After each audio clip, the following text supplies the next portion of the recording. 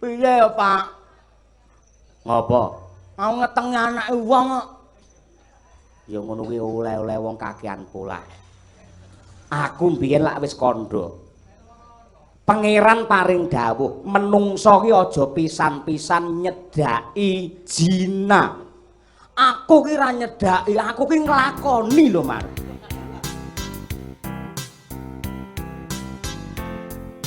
Ngani nanas. Nek ora ya buah-buahan sing sik entah ngono lho. Ning ngatasé kanugrahan saka Gusti kok malah kon gugurake karepe Mas Bagong piye? Lah aku urung siap kok. Sik jujur kok. Aja-aja sing kok gembel iki dudu anakku, mbok picek lho.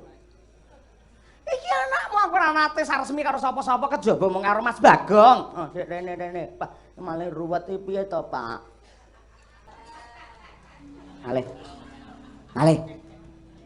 Ngalih. Oh alah. Ono wae ta. Niki enten apa?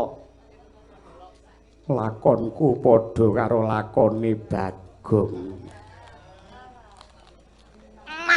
Mane. Aku yo nandur wiji ingkang ripalungguhan iki dikandhut kelawan Kakang Mbok Banowati. Dhewe kok iso dadi papat. Ngerangkep. Ndara Banowati mbobot wiji sampe aja seru-seru. Aku wirang. Tulungane kowe wong pinter sing sugih wawasan aku kudu piye? Nah, ngeten nggih. Nuwun sewu. Sampeyan tumindak ngoten niku tumindak sing bener-bener nabrak saka wewalering agama lan budayane wong Jawa. Nggih. Mboten maido, sampeyan duwe rasa tresna, Ndara Banowati semanten ugi ning wong tresna lan tulus suci niku ora kudu nindakake birahi ngoten niku, ning tandha tresnane wong lanang lan wong wadon kuwi ketok kena ditonton piye carane anggene ngampet marang hardane kanepson. Wong lanang karo wong wadon gandengan padha duwe rasa tresna. Kok gelem ngampet marang birahi niku cetha lamun tol tresnane lahir batin, ning kok ora sabaran njur tumindak sing ora sak mestine, cetha katresnane mau wis diuruki karo nepsune. Njo pancen aku kilap. Ning ngoten niku ampun mang bajut-bajutke nggih.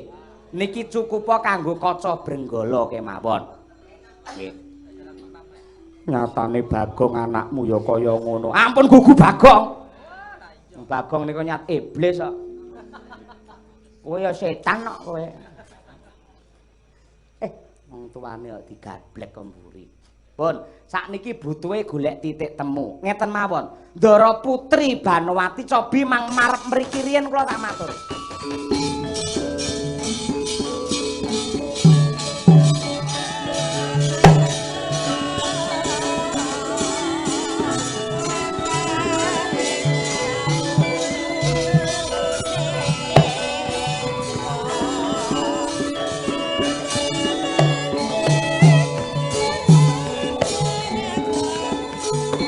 Katiem kon rene, Gong. Katiem kon rene. Ya menceluk bapak maratuwa ya. Nggih wonten timbalan ingkang ada unduk, kowe ya melu gatekne sing tak rembug iki ya. Nggih, setaken dawuh Rama.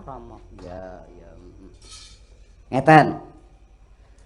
Kula badhe caos sanggit rungsit rekadaya tumrap lelampahan menika ning kula suwun ampun mang baleni neh tumindak kados ngoten niku. Cektane manut pangandikane Ndara Janaka sampeyan bobot mongko Duryudana lak sumpah. Iya Kyai. Lamun to anak lair lanang tegese anak Duryudana yen wadon anak Janaka kuwi lak ora bab yang tinemu nalar perkara anak wadon lan lanang kuwi lak purbane Gusti nggih ning gandeng nika wong emosi nggih le ngucap sak geleme Duryudana nika. Ning ngeten mawon. Aku meling karo kowe Katiem. Inggih Rama. Nah ngene. Sak mangsa-mangsa kok ndaramu Banowati babaran muga-muga laire lanang tenan. Ning kok nganti metune nuwun sewu, metuna kaya wadon. Ndang terno ning gene Semar. Iya, Kyai, yen kono aku matur nuwun. Mangkondur konangan wong Astina malah salin perkara niki mangke. Iya, Kyai.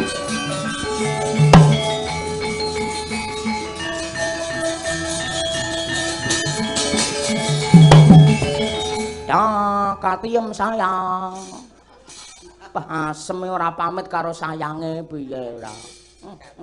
Luar biasa yo, le megal-megal kaya ngono kowe.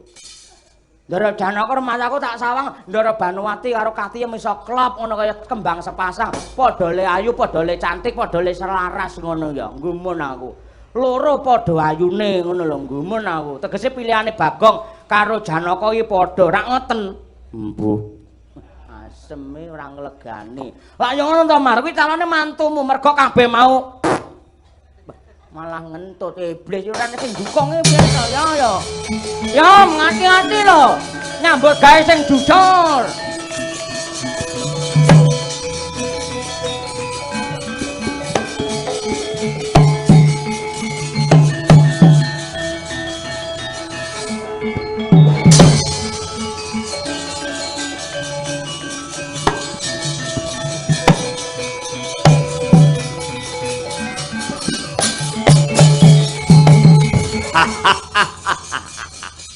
Iki bebantenge wong Astina. Iki gajahe para Kurawa sing jenenge Duryudana. Yen kowe ngeman karo negaramu, ngeman karo kawulamu men ora gumlundung mustakane dadi babatan pacing. Luwih becik kowe legawa tumrap lelakon iki ngerek gendera putih. Negara Ngastina pasrahno marang iki Mandra Kumara. Yo.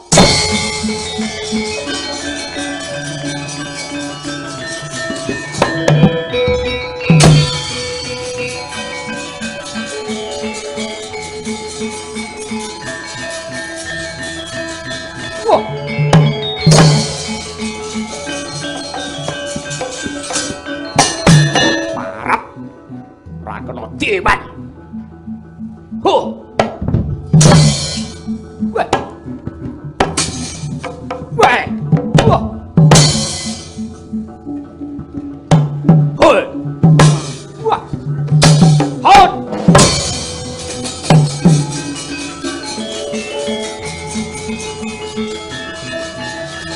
Oh. Hai.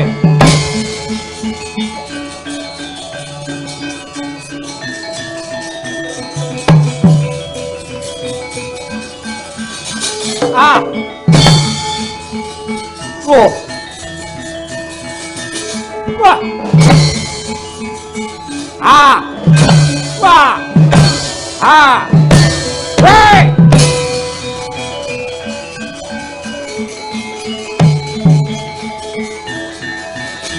Wah. Ah. Wah. Ah. Ah.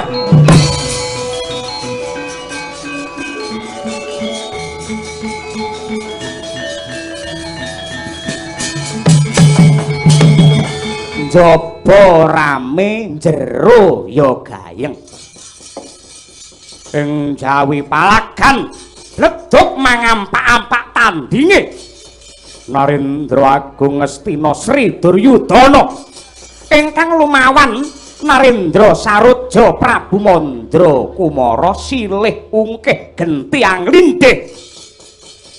Nalika semana kanthi ingkang cinarita ora kaya ing mapan wonten ing kedaton kadilengleng negari Ngastina. Handung kaptiti mangsa lek ing jabang bayi ingkang kinandhut dening Dewi Banowati. Mangkono sang ayu wat sepisan bra ponang riwe kaya dineres. Miyak langse Mandala Giri cenger jabang bayi sumunar mawa cahya. Kaget mban Katiem dupi mulat laire Jabang Bayu metu wadon.